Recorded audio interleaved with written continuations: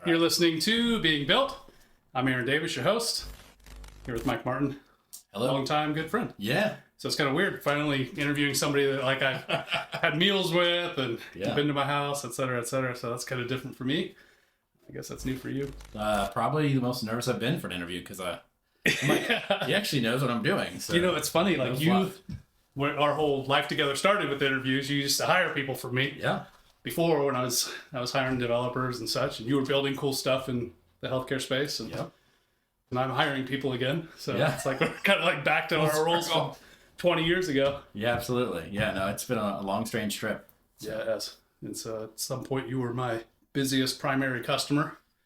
I think I went to Cancun on your attention and business and ability to get funding and make hires. And then at some point we were coworkers, and then we were coworkers again, and We've recruited each other a few times, I think. Yeah. It's been a fun little back and forth. Yeah. So thanks for being on the show. But the show isn't about me and my friends. No. Although I love everybody who's been on.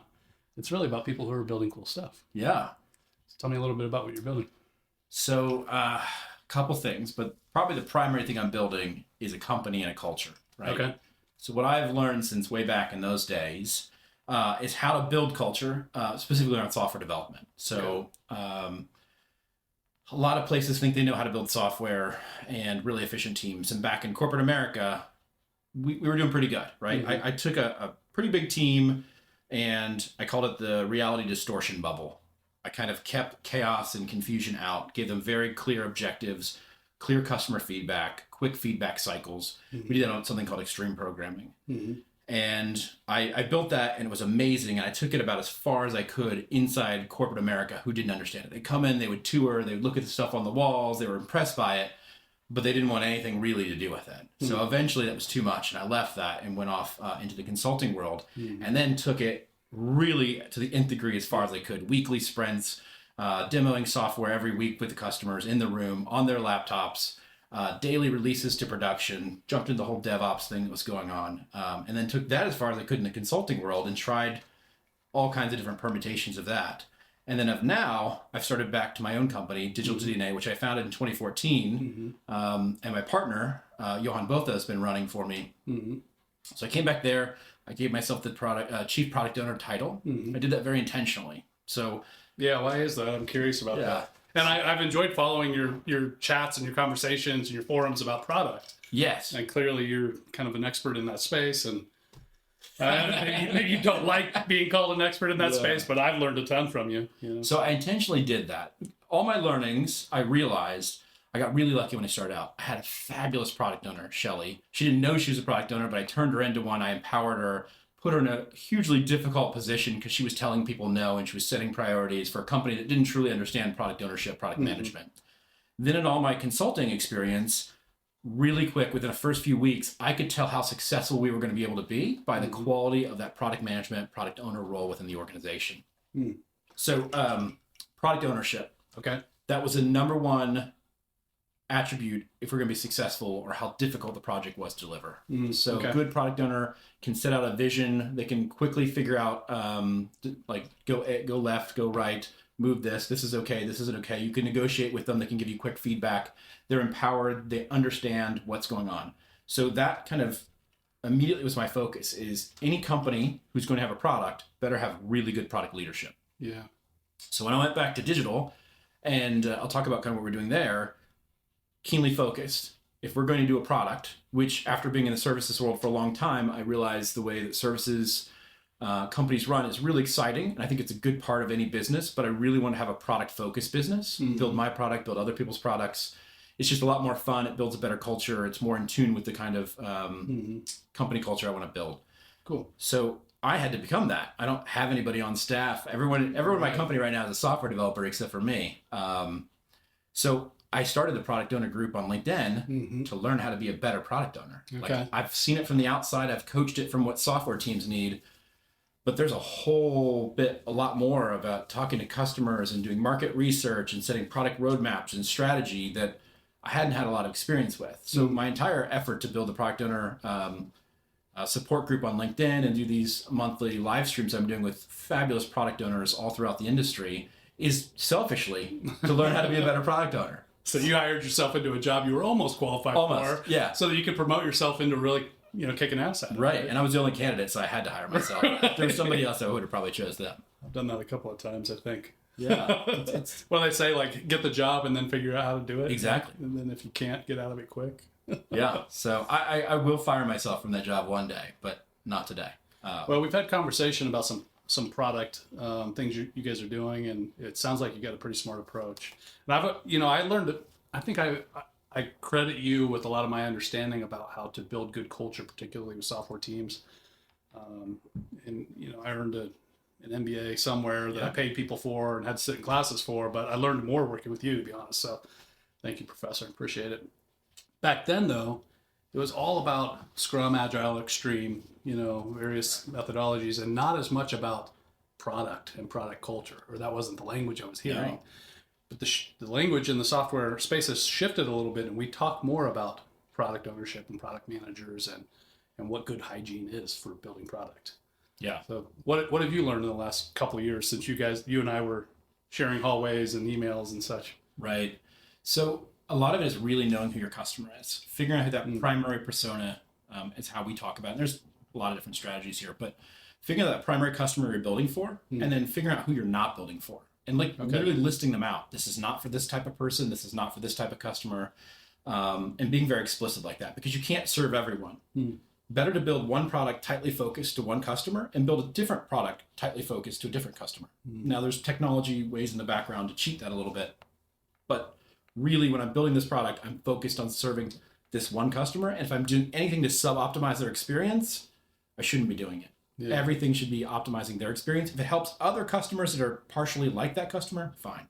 But really being tight with that customer experience, 80-20, build 80% of it, throw the other 20% away. You're going to get most of your value from those few features. Yeah. So I know your customers are healthcare, right? In general, right? Like you've been in that space for a long time. Forever. Right. Yeah. Not intentionally. I kind of stumbled into it and have stayed there. So I'll get to the end product here in a second. But so building the company, right? Healthcare is what I know. That's my network. That's my background. So that makes a lot of sense. I then really hired the smartest people I've ever worked with, right? So Johan is my CTO. I know Johan well. Yeah, he is a developer. I think I wooed him for 6 months. You did. Yeah, I dated him for 6 months before I convinced him to marry you. Thank you for that. It's lifelong marriage, it seems like. But no, we worked together in corporate America, had a lot of great experience. He is, when things get really complicated and really hard, he's who all the developers I know turn to or want to turn to and have him on a team. So he came in as CTO, and what he's able to do is build this framework in the background for rapid application development, rapid integration. So we've got this kind of Swiss Army knife of tools in the background that we've built up. We've built it mostly for healthcare.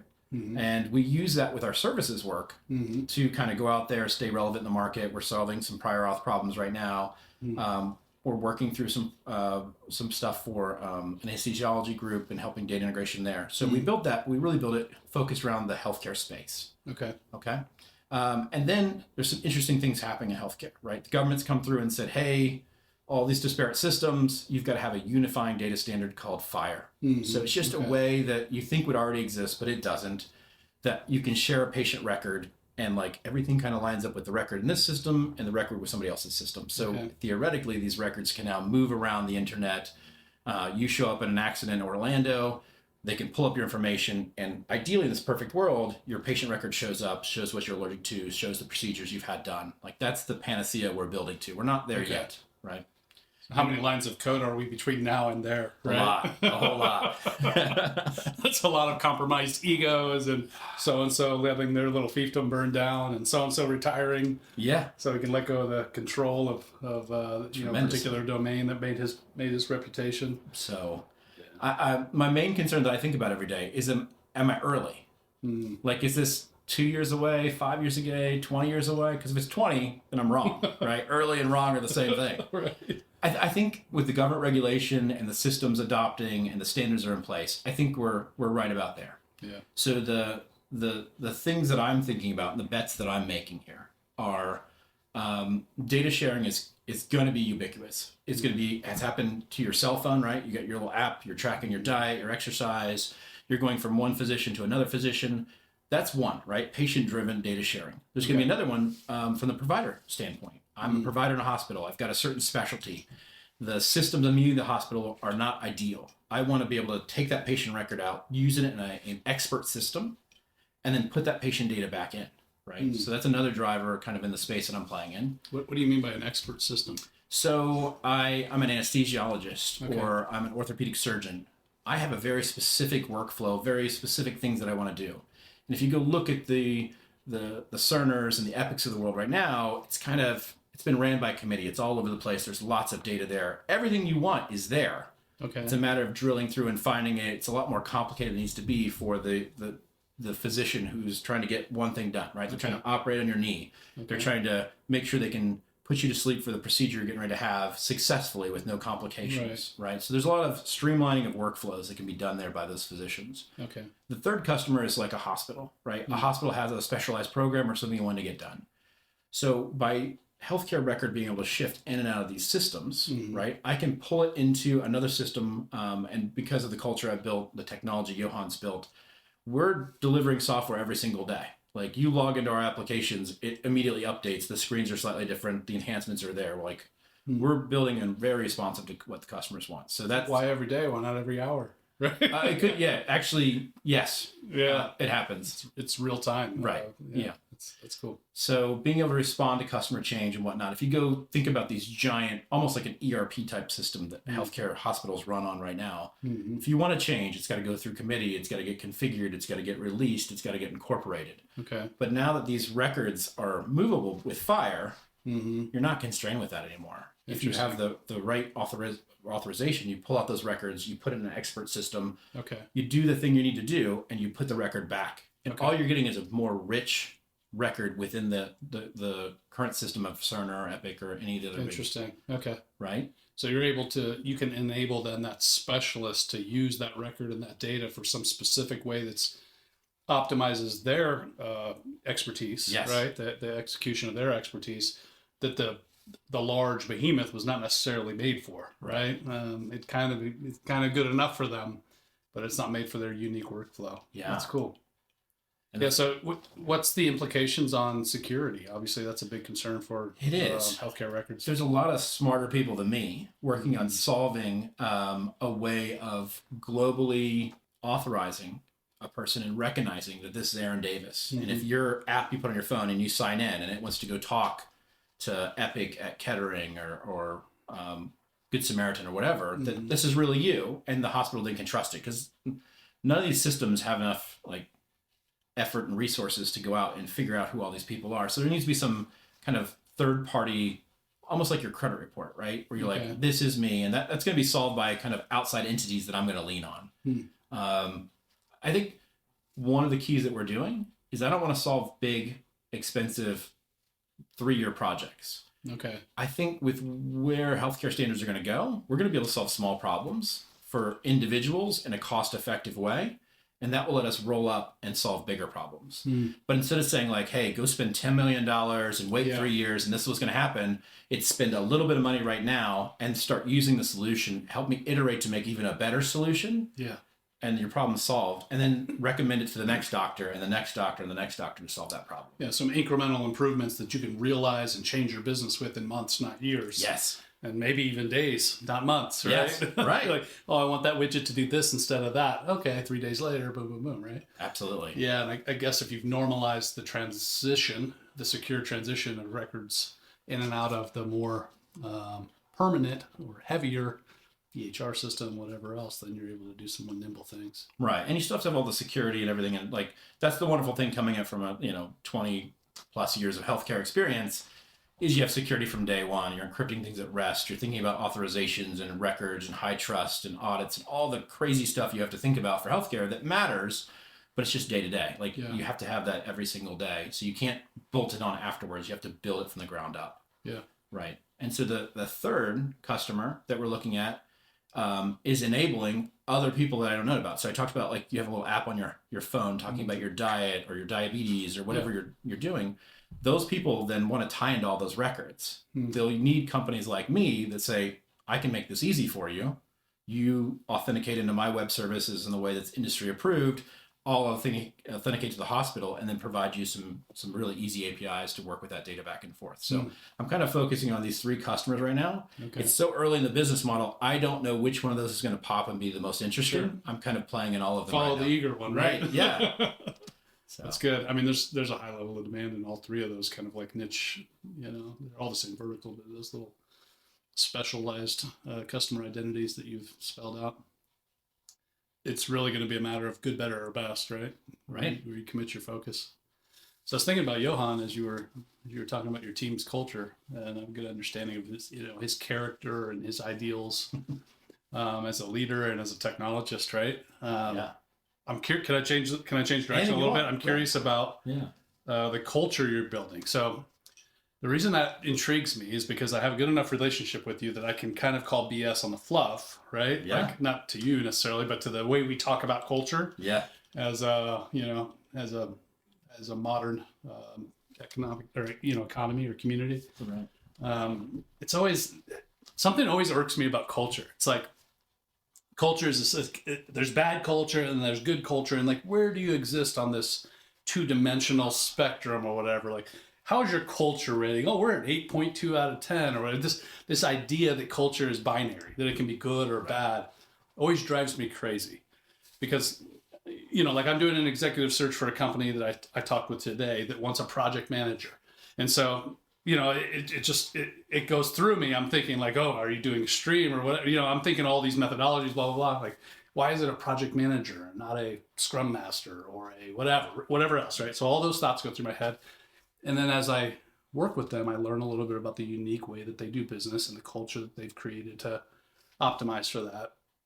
And it makes a lot of sense. It doesn't matter what they call them, but what they needed made a lot of sense. And it had nothing to do with the context that I was thinking in, right? It's not a good culture or a bad culture. It's theirs. It's not even 3-dimensional, like here on the plot, right? Like it's out here somewhere, right? Wherever. Right. And I always question whenever somebody's talking about culture. That's good that you want to make a good one. Like, what is good? Yeah. Yeah. Like, what is good? And it's good for you. Right. Like, so what makes it good for you? Well, the first is declare what it is. Yeah. Don't be ambiguous. Okay. Right? Like, oh, it's good for everyone. I don't say what it is. So like, yeah. So for us, it's being that product focus, that customer focus. Okay. So I was literally in a meeting this morning, 9 o'clock in the morning, and we're doing a retro, which is where we inspect and adapt, right? Okay.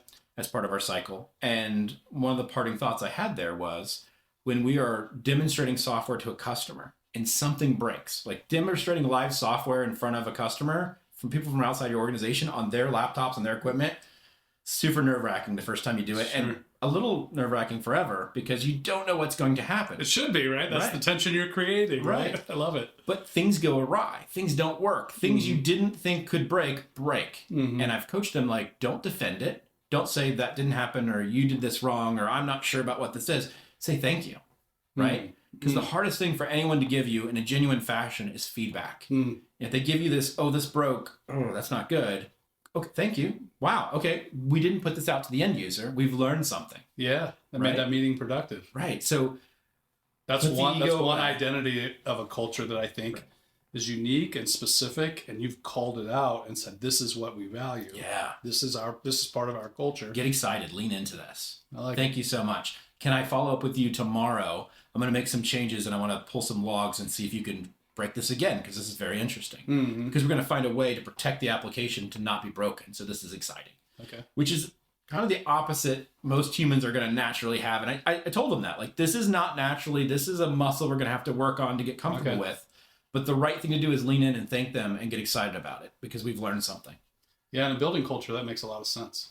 So that culture wouldn't necessarily make sense at an ice cream shop or whatever else, right? That wouldn't be a good culture thing necessarily. Or it wouldn't be in your top 10, right? It might be somewhere. And don't expect things are the way they are kind of organically, right? You're a big billion-dollar company. You have a lot to lose. You're going to have a culture very protective, right? You're going to be defending what you have. You don't want to lose it. But you're a small, scrappy startup. They don't have a lot to lose. They're going to take big bets and make crazy risks and try things and build two things of the same thing and see which one's better and then take the learnings and build something better. It's okay. It's just different in the spectrums. But when you expect the elephant to be nimble and quick or you expect the startup to be super conservative and safe and have committees and reviews before they release anything. Like you're kind of making something that isn't. True. So what else? A highly vulnerable, transparent, eager, and grateful for feedback. I hear that and I like that. Actually, you're one of just a small group of people in my life that will call me for no reason and tell me that I suck about something. So thank you. I try to couch that a little bit, right? No, I don't. I mean, doesn't matter how defensive I sound when you're saying it. That's just reflex. Yeah. It's actually, I probably contemplated it. It does me a lot of good. And I'll never forget, there's another individual, I won't name him because I haven't asked him, but he's nudged me under the table and kicked my shin or whatever when I talk over people. Well, I texted him the other day and told him thank you for staying in my head, because as I talk over people, I still do it, maybe a little less. But every time I feel him kicking my shin or nudging me at a meeting, right? So you remember the people that were kind enough to risk, your rapport, to tell you hard shit, right? To tell you hard things that you're not usually prepared to hear, right? You don't just wake up saying, "Beat me about the neck and shoulders." Right? There's a book called Radical Candor. Okay. That I got a lot of inspiration from and helped me do this constructively. Okay. And in it, she says, if you're giving criticism or critique from a place of love and caring, like you care about the person, you want them to be successful, and you tell the person that, and it's genuine, it's never going to be a negative thing. Right? It might hurt temporarily or set them back or take them in, oh, what was that? But if you're genuine that I want you to do better, I need you to be successful in this, it's a positive thing. It's only when you don't care about the person and you don't want them to succeed and you criticize them that it's a negative thing. That brings to mind a really interesting idea about culture. So collaboration's great, competition's great, right? But there's obviously natural conflict between those two concepts or ideals. Yeah. Not 100%, but there's a lot of kind of like overlapped opposition between those two things. And when I first heard that concept that you just described, it was called Carefrontation, right? Okay. We gave it a coined name. Nice. The employer that I worked for their culture was very competitive. It was very much about like hitting this metric and who's going to hit it first. And I had a boss who said, "Are you going to let, Tony get to X number before you or whatever?" And I was like, "I hope so. I hope he does great." But they wanted me to cut his throat, Yeah. And it was a very confrontational organization, and they wanted to introduce this idea of like feedback and building people up and that kind of thing. But there was a contrary ideal in the organization, and the attitudes and ideas that were kind of front of mind to us day in and day out, between that competitive nature and that caring before you confront and challenge. And so we talked a lot about Carefrontation for that reason, because it was like, no, don't do it that way. You're mean. Actually care about them being successful. Oh, and at the same time, want to step on their head and shoulders so that you can get ahead of them faster, right? So that was tricky. And it never really landed perfectly. It really never landed well. But, in a software shop, obviously, you're not trying to beat up the dev. No. What I find is you build this pod, this tribe, right? I think humans are wired generally to be able to trust and have a pack, a band of brothers, or your pack or whatever, about 10 people's about max, right? You get bigger than that, and think about being very vulnerable. Like, I'm not great at front end. When I build something, it's ugly, and that's true. If I build it, it is hideous. But that's okay, right? I know we trust each other, that's fine. But you put me in a room of 100 people, have me go up on stage and tell them, like, I suck at front end. Like, if I build this, it's going to be horrible. Mike, we're going to tell everybody. Right. You're on camera. Oh, no. It's not that for everybody. Mike sucks at front end. Right. It's a real thing. But I put that 6, 7, 8, 10 people, you can do that. You can be vulnerable. You can be like, hey, you're better at this. Would you help me out on this? I'm going to help you out on this other thing. And that's what you need for a team to be successful. Holding each other accountable. Aaron, you said you're going to have that done. That's not the quality of work we expected. Like, you kind of rush that. And that's, call people out. But in general, we're helping everybody move up. We're confronting our weaknesses and upskilling the entire team and delivering better and doing that in a positive way, constructive, but positive, and empowering. So here's a great example too about the culture. Johan is super smart dude. Everybody who's worked with him is like, oh my goodness. Like it's a gut check. It's kind of intimidating sometimes. and we were talking about training, right? Okay. And I was asking like, hey, what do you guys, I'm not in charge of training. You're in charge of your training. So I believe in a meritocracy. The person with the best merit in the room takes over and leads in that area. Okay. Now he steps out of the room, it goes to the next most person who deserves the role.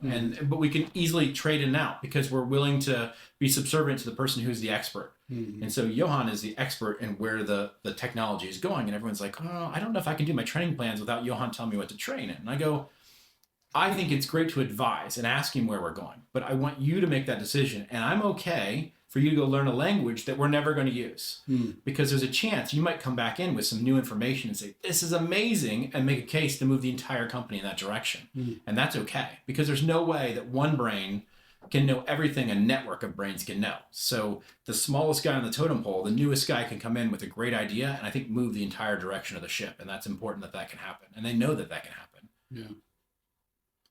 Trust is maybe the most important part of it. And the 10-person limit idea is so profound.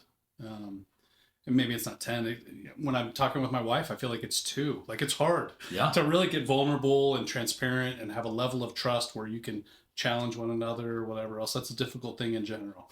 Now, if you narrow the scope of those things to kind of building product and doing work stuff, it's not as intimidating. So you can extend that kind of trust and exposure, reliance and critique of one another to a handful of folks. But yeah, that makes a lot of sense. Trying to do that with 100 people, people you don't share meals with, people you don't know their family dynamic or whatever else, right? Like there's just as proxy references to how well you know them, right? How close you are to them. It really is hard to kind of extend a true vulnerability to a large group of folks. So that makes a lot of sense. That it says something too about continuity of collaboration. How long does it take, right? Like for a team to really gel and trust and let their guard down, and then how much does that limit you in terms of being able to bounce people around? And I don't bounce people around. We dealt with that a lot, right? A lot. Teams that we had to juggle this and that because of customer needs, and I hate it. I feel like that was a big pain point for us. It was. Yeah, no, we've talked about that too. We have multiple teams. And there's a couple themes there, right? Like, oh, it'd be great to like switch people around. This guy's an expert in this, and this team needs that. But there's a lot of things that seem like the right idea. And I tell a lot of people, like, most of the companies you'd say have a bad culture, right? That don't respect people and aren't building good teams, and their products are mediocre. They didn't set out to do that. Nobody said we're going to have terrible culture and mediocre products. Like nobody. But what they did is made a lot of common sense decisions. Aaron, you're the expert in this technology, and I know you just did it for this team and got them up and running. I'm going to now rip you out of this team and go throw you in this team and get them up and running, and rip you out of this team and move you, just start moving you around. It can feel good. It can feel like a great idea, but you need 6 months on a team. Like if I'm moving somebody between teams, I want it to be for 6 months. Minimum. Now, I can have you have a relationship with those guys and coach those guys and advise those guys, but they're responsible for them. You're responsible for your tribe. And I don't like to move that around willy-nilly. I think that's a big mistake I see made a lot. Maybe particularly so for a more introverted population, which devs tend to be. And I might use instead of number of months worked, I might use the number of non-work conversations, right? And so if you could hurry that process up, does that mean you have more meals together, you do more outings together, you have more downtime, right? Yeah. You have more non-billable, non-stressed downtime where you can just kind of work on stuff for the fun of it, where casual conversation comes into the shadow that we don't think about is, let's say I rip you from that team and I put you on this team over here. The team you're just on still needs you. So that means you're getting emails and texts and IMs and Slack messages. Hey, jump in this story, help me here. So what happens is you're serving 2 masters here, but it's invisible. No one sees it. And now you're under a ton of stress because you're building up this new team. You're still supporting the other team that wasn't quite ready to be on their own yet. Without you. And then I rip you out of this team and throw you in a third team. So now you're doing this job and a little bit of this job and a whole bunch of that job. You got that tail of relationships. Right. They still trust you. Right. And they need you. Yeah. Yeah. And there's a lot of unseen things that happen there. So we kind of dealt with that. We're like, well, we need everybody to trust everybody, to help everybody. Like, no, we don't. Right. It At seems 80 like you people, should. that's tricky. At 8? Yeah. Oh, sure. Right. Yeah. We're in the 20s right now, mid-20s. And so we got about 3 teams kind of running right now. I want them to have relationships and like each other, but I want the people that they live and die with, that they have their back. They know their strengths. They know their weaknesses. They know that they're having a rough relationship with their spouse right now. So I'm going to compensate and help this guy out. It's not the best time, but he's a good dude. Like, it's not the time to kind of jump on him. Right. Give him some space. And you won't know that if you're strangers. You have to really know each other. I was thinking skills are kind of modular, but emotions are not as much. No. They trail and you kind of get dragged and strung across spaces that they move amongst, right? Emotions and interpersonal trust or whatever are not nearly as plug and play. Right. Yeah. In our organization, I know way too much about a lot that's going on with different employees and where they're at. And I think if we all reflect back in our professional careers, there's been certain times when we're just putting in the hours, we're crushing it. And other times where things are not going well, we're really distracted with things that are happening, just the natural evolution of life. And I need some space, and I need to be okay. When you stop to reload, right, and your comrade covers you, right? Like, yes, in a battle. Sorry, I'm doing an exec search of the Gulf space, so I'm thinking about war a lot. Right, but in a battle, when your buddy in the foxhole with you needs to reload, you better spread your fire out a little bit, right? You're covering twice as much range, right? So that's absolutely true when it comes to balancing your work and your life and knowing who needs that coverage here and there, and then also being careful not to exploit it. Because everybody has a bad thing going on, right? And so who else does, and how much should you know? Right, and realizing I'm a layer up. I'm not day to day in the code. I'm not elbow to elbow. The best person to judge their performance and know where they're at is their peers. Yeah, true.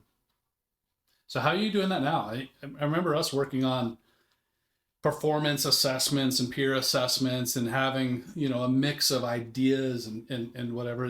We kind of confronted things we didn't like and tried to optimize for that. I think we came to good conclusions back in the day when we worked together, but I don't know that we figured it out, right? We didn't nail it. No one ever is. But you have a small team, so how are you doing that now? Is it formalized in any way, or not yet? In past lives, I've had a little bit more formalized than I have this one. So what we're doing is a lot of peer reviews and a lot of so in a lot of things I realize the human brain is not good at measuring. Like right now I ask you how big this office is in feet, you're gonna be like, I'd have to step it off. Right. But if I say, could you fit a bus in this room? No. But could you fit a Volkswagen Beetle? Maybe. Could you fit a bicycle? Yeah, for sure. So our brain is built to do comparison. Our brain is not built to measure. We're not computers. We're not precise like that. But I can measure things very good. So with staff, right? Me versus Aaron in front-end development. Aaron's a better front-end developer than I am. Boom, I'm back down here. But then you back that out into total value. Sometimes I'll use the analogy like the worst project you've ever worked on in your life is getting ready to come in. It's going to start on Friday morning, and it's going to go all through the weekend, and Monday at noon, we got to deliver whatever the heck we got. We got to go. Who's in your foxhole? Okay. Right? Pick two people. And 90% of the staff is going to pick the same two people. Okay. And it may not be the best developer. It may be somebody who's a little easier to work with, who's going to be there and not get grumpy when we've been up for 48 hours trying to get something done. Okay. Those are the people that rise to the top. And so that's kind of the exercises we do. And really, you don't... That's a good assessment model. I like that. You got the top... They're not available. Who else? Right? And then you've got a ranking. You keep going down. So you get your top 1/3, your middle 1/3, and your bottom 1/3. And you're managing up or managing out that bottom 1/3, right? And you let them know, like, here's where you stack rank out right now. Here's the skills you need. How can we help you get that? And every time I've approached somebody with a kind, caring attitude that I want you to be successful as possible. The other thing is, this isn't for everybody. We're lunatics. We're going hardcore at this thing. It's kind of crazy right now. If this isn't for you, that's okay. I will do everything in my network, and I've done it before, to call people up and say, this is a good person with good skills. You've done it with me, Mike. You said, hey, would you recruit this guy? Right. I'm not trying to fire him. He doesn't fit for this reason or that. He's great at this, this, and this. Yeah. And we've made successful transitions with exactly that. There is a good home. And that's unusual, by the way, so that's great leadership. Yeah, there's a good home out there for everybody. There is. Not everything's right for everybody. It doesn't have to be, right? It doesn't have to be. That's exactly right. There are some folks who are just kind of uniquely adept at being great at whatever you drop them into. They're very rare. Everybody wants this, like, I want the A+ talent or whatever. You can't afford them. You can't find them. That's not how you build a company. Right. Like, you're never going to put together a 100-person team of those people, right? Those are rare unicorns, freaks of nature, yeah. Right? When you find them, you better move quick, right? Hopefully you exceptionally grab one here and there, but everybody else has lives. There are variables that impact the quality of what they do, what they like, what they don't like, what's going on in their life, what motivates them, where they're at in terms of their maturity and learning and growth, and assessing and understanding those things so that you can kind of put the right group of people together matters, right? So that's kind of what you're speaking to. Absolutely. Digital, you started in 2014. I started in 2014. I moved into a CI role for a consulting firm to help those guys out. And we built a lot of cool technology, got to look in a lot of cool places. We had people at Amazon and Google and startups and B rounds and just got to jump in and get a bunch of experience in the whole spectrum of the industry, which was amazing. Yeah. Yeah. And then you went back into what you gave yourself the chief product officer I did. role. Yeah. A few years ago. Yeah. And so how's it going so far? So what we did is... What's going well? What's not going well? All right. I'm trying to get dirt here, man. I'll give you what I got. So if you know me, you know I'm a pretty open book. Yeah. Like even my employees, I'm like nothing in the entire company is off limits. You want to ask me any question, I will answer it honestly, unless I'm prohibited by an NDA, and I'll say I can't talk about that. Sure. So we jumped in, we started building, and I immediately came in with a product passion. We'd been just doing services up to the point that I came back in the company. I go, we're going to build a product. I like healthcare. FHIR is coming in with standards. I think we're not too early. I think we can get out there and get kind of at the right timing for this. So we immediately started building and doing product research. So I was doing research trying to we started figuring out how to build a data model, how to connect to things, and kind of a lot of geeky back-end stuff. And just through connections that I've had, and if you know me, if you text me out of the blue and I haven't talked to you for 4 years and you need something, I will text you back, and the best I can, I will do it. And so someone texted me and said, I got a healthcare client. They got this weird need. Will you talk to them? And I go, oh yeah, sure. So I start talking to them, and they have this need to do quality anesthesiology forms. There's a whole accreditation process that has to happen. They want to be able to process improve. So they want to have their own process, and the hospital had the paper Scantron process that they got kicked out of years ago, and they just hadn't done anything for a while. And I was like, all right, I can help you. So they kind of developed a form with me. I put that, we built, then pivoted from back end to the front end, build a front end, build all the modules, the assessment logic, the workflow engines and everything we needed, and put that process together so they could do these quality anesthesiology forms. So if something goes wrong, they document what it was. If somebody's unprofessional, they can document that. If a patient has a sensitivity to a medication, they document that stuff. It can then be peer reviewed. Peer says, okay, yeah, that looks normal. Or peer says, something here is not right.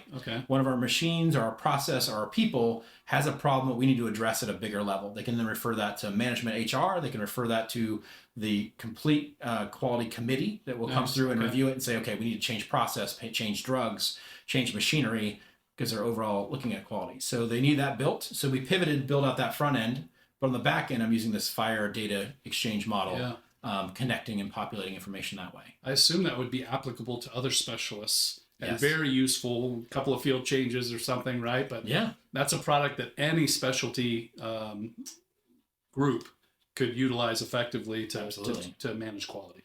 And with some of the data standards that are still in rulemaking, I'll be able to have a compliant assessment, is what we call it, a questionnaire, and send that to any other device that is also compliant, collect that information and bring it back and aggregate it and send it. My goal is not to be an EMR or a big data collection right. I just want to be small and nimble and mobile. So everything comes on my platform is built to move. So I collect it and I send it back to the mothership. And I think that's an approach a lot of people don't have right now. They want to come in and solve the giant problem in this big project. And I'm like, no, we can be small, we can be nimble, we can knock out these small things. And so this thing, we put it together for her, put it in front of her. We've rolled it out to over 200 providers now, I think it is. And they're utilizing it. And just today I was getting feedback like, oh, could you change this and put that in there? Can we add this to workflow? Yeah, no problem at all. Sign you've got trust. Right. So what's not working well? That's always a tough question. You show us your dirty laundry, right? And everybody's dealing with the everyday challenges. Let me reframe the question. So what, as a founder and an entrepreneur, what have you learned in the last couple of years that you didn't anticipate when you went out on your own and started building this organization, this team? I'm not a doctor, right? I'm not a hospital administrator. So getting invited in, right? I always have to find a person, a reason, a cause to get invited in. I'm an introvert by nature. So I am perfectly happy sitting my entire day in spreadsheets and working on some code and reviewing some things and whatever. And I'm happy. But when I have to go be vulnerable like this and put myself out there and say something and interact with, especially I'm comfortable with you, but lots of random people that I don't know, and maybe they know something I don't know, or maybe what I'm saying doesn't make any sense. Like that takes a lot of emotional energy, and there's just me, right? So I do all of that. We also have to do like the accounting, like small business, right? I don't have a person doing the books. Right. I don't have a person doing HR. I know an HR person, and I text him all the time when I need something. Like, hey, what's the law about this? How does this really work? So it's good to have the network, and I would tell everyone like water your network, love your network, because they will save your bacon at some point. Yeah, there's always something out there new to learn. But I admire your ability to throw yourself into the ring, so to speak, or into the arena, and avail yourself to risks that are intimidating. You're not shy about that, which is good. And I think it's your affinity for pain that makes you successful as an entrepreneur and a leader. It's part of it. And what you realize, here's a great story. So we were working with a big client, very technical. In the space that they're in, they're the most technical, they're the biggest, they're the best. And one of the guys we're working with was telling us this project. He's going 100 miles an hour through this. And he throws out this mathematical term that I still don't even remember what it was. But it was like, I recognize it as a mathematical operator in some advanced class that I've forgotten. But I assume everybody else in the call knows what this is, and I'm the dumbass. So I don't call it out. I don't say what it is. I'm just like, okay, cool. Yeah, we'll do that. I try to figure out how to spell it. And then afterwards, I'm like, hey, guys, what was he talking about? I'm like, we don't know. We thought you knew. I'm like, I don't know what he's talking about. And then later, we're looking up in math dictionary, like, what does this mean? And we're like, I don't think he knew what it meant. Oh, wow. It was like, wasn't in context. Didn't make any sense. And we're like, oh, crap, what do we do? Like, I don't want to. Maybe it's good you didn't ask him. You might have embarrassed him. Maybe. But really, I probably should have been like, hey, I don't know what you're talking about. Can you dumb that down for me and explain it? But just be willing to be uncomfortable and just, hey, guys, I'm going to be the idiot here. Like, what does this mean? I find out that most times there's a lot of people in the room that are super glad you asked that question. I got a whole 4.0 in my MBA doing that. I didn't understand a thing that was being discussed. And I thought at the time that the whole class was like irritated that I was the guy that he was kissing butt with the professor or holding, making class go longer or whatever. Come to find out that's how they kept the grades, right? Just one guy who's willing to be the dumbest guy in the room. Gotta be. I think that's part of why I like doing this podcast and working with tech people and working with entrepreneurs and innovators in general, is because it makes it easier for me to justify being the dumbest guy in the room if I'm with smarter people. Right? So always, if I'm the smartest guy in the room, I'm in the wrong room. Right. That's exactly I want to be towards the bottom, honestly, and just barely keeping up because then I'm being challenged. Well, I'll ask you one more thing for the sake of time, kind of bring it to a close. But this is a question I'm sure you think about as you kind of think about your future and what's next for you guys. But where do you see digital2DNA being 2 years from now, and like what obstacles stand in your way between here and the next couple of years, and the goals that you have in the few years ahead of you? Yeah, so we're probably 80-20 services work. We're building other people's products and 20% building our own product. Okay. I'd say in 3 years, we're probably 50-50. So half the time I'm building somebody else's product and helping them, and the other half we're building our own product and helping customers with that. That's a really good mix, and it's a stretch goal, but I think we could be there. And then if I see that product that's now able to be leveraged by any of the three parties I talked about, other tech firms that want to integrate, the hospitals that need to run programs, or physicians that are trying to streamline their workflows and get things done. I don't know if it's a mix of all three, if one really hits really hard. I'm just running market tests and kind of figuring out as I go along, but excited to see kind of where that evolves and who really hits and where that goes from. I think that's where we'll be. I think we'll probably be at around 50 people. I think we're in the mid-20s now, so doubling in 3 years feels about right. I don't want to grow too fast. I don't want to grow people just to grow people. But yeah. And then I also, I want to make some of the people I work with, like, fun dreams come true. Okay. So I have this weird pet passion about just, like, I can put a little extra money in your paycheck. That's cool. But if I give you a life experience you didn't expect to have, That's even cooler. So I'm talking with a guy right now about going to the Nürburgring and renting track cars and just doing a day at the Nürburgring. Just some crazy stuff like that. So that's what gets me super excited, is figuring out what motivates people and just making those little things happen. Yeah.